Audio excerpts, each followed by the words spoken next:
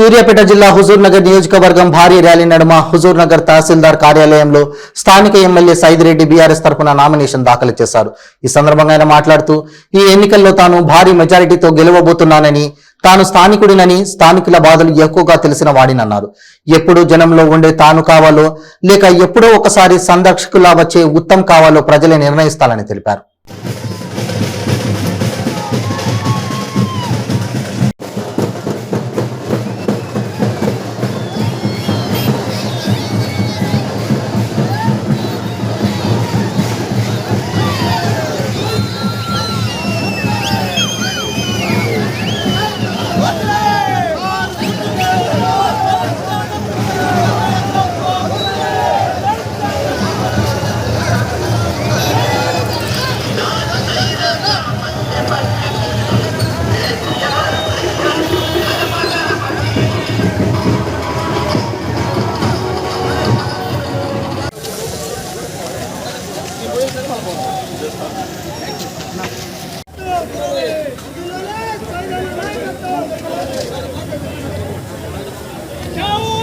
TRS party అభ్యర్థిగా హుజూర్ నగర్ కాన్స్టిట్యున్సీకి MLA అభ్యర్థిగా ఇప్పుడే నామినేషన్ వేసి రావడం జరిగింది.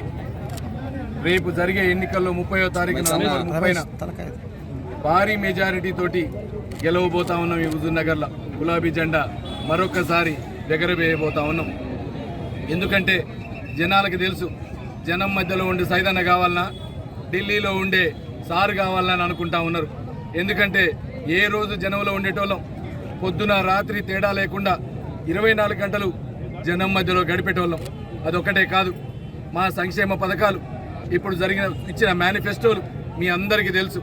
మేనిఫెస్టోలో రేపు సన్న బియ్యం కావాలన్నా ప్రతి రేషన్ కార్డుకి 5 లక్షల బీమా కావాలన్నా, ప్రతి 16,000 రైతు బంధు కావాలన్నా, రేపు 400 సిలిండర్ కావాలన్నా, సౌభాగ్యలక్ష్మి ప్రతి ఆడపిల్లకి 3,000 రూపాయలు పెన్షన్ కావాలన్నా, రేపు ఒకే ఒక్కటి దేశంలోనే బడుగు బలహీన వర్గాలకి అత్యంత ముఖ్యమైన సంక్షేమ పథకాలు ప్రవేశపెట్టిన మా ముఖ్యమంత్రి కేసీఆర్ గారి మేనిఫెస్టో ఇది.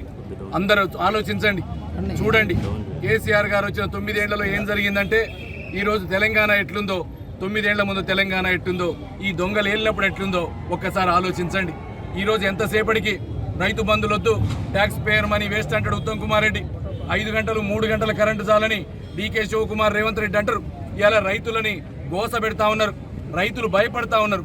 వామ్మో ఈ దొంగలు వస్తే మొత్తం కథం కేల్ కథం, రైతు బంధు బంధు, దళిత బంధు జై భీమ్, ఇక మన పనే కేల్ కథం, జనాన్ని మళ్ళీ 5 ఏళ్ల దాకా చూసేది లేదంటా ఉంటారు. ఎందుకంటే వాళ్ళ మేనిఫెస్టోలు చూసిండ్రు. ఒకళ్ళకి అధికారం మీద విజన్ ఉన్నోళ్ళు కాదు, ఏది పడితే అది మాట్లాడేటోళ్ళు, ఏ ఒక్కరి మీద అంటే ప్రేమ ఉన్నోళ్ళు కాదు. ఎందుకంటే ఉద్యమ నాయకుడు, తెలంగాణ తెచ్చిన నాయకుడు, ఇలా ఈ రాష్ట్రం మీద ప్రేమ ఉన్న నాయకుడు మా ముఖ్యమంత్రి కేసీఆర్ గారు. దాంతోపాటు నేను ఇక్కడ లోకల్ అభ్యర్థిని, లోకల్లో ఇక్కడ పుట్టి పెరిగినోడిని, ఇదే రోడ్ల మీద తిరిగినోడిని, ఇక్కడే చదివినోడిని, జనాల కష్టాలు తెలిసినోడిని, పల్లెటూరు నుంచి వచ్చినోడిని, ప్రతి ఒక్కల బాధలు తెలిసినోడిని. కాబట్టి రేత్రి పగలు ప్రతి ఒక్కరికి అందుబాటులో ఉంటాం. వాళ్ళ కష్టాల్లో, సుఖాల్లో, నష్టాల్లో అన్నిటిలలో కూడా వాళ్ళతో పాటు తోడుంటా ఉన్నాం.